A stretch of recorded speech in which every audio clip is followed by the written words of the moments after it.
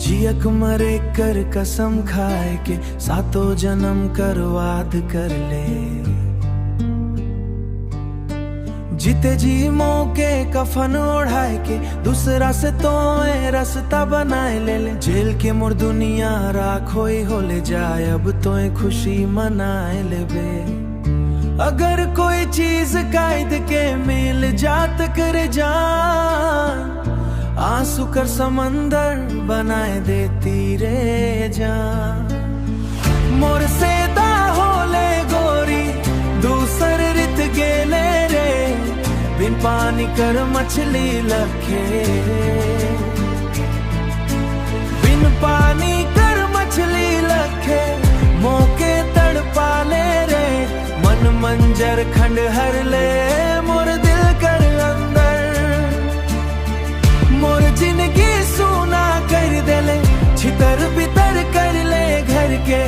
रात भर तुर याद सतावे नींद अब आवे ना। जियत जियत मोर सपना मेरा मर जाते, तोर बिना अब मन न लगाते थे। प्यार कर गहिरा सागर में मौके छोड़ तो चल गेले। मोहब्बत कर नाम मौत है, मोहब्बत कर नाम मौत है। कह के दिल तोड़ चल गेले। जा जा रे जान आबाद रहबे, मोर दूर जाए के खुश रहबे।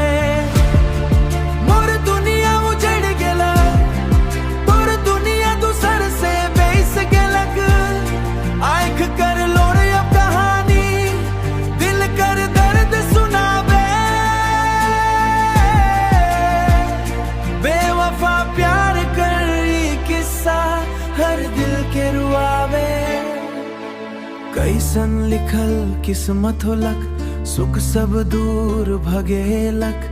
साचो प्यार कर बदला में दर्द मोर नसीब बनक। समझियक मरे कर कसम खाए के सातों जन्म कर वाद कर ले। जीते जी मौके कफन ओढ़ाए के दूसरा से तो ऐसा बनाए ले।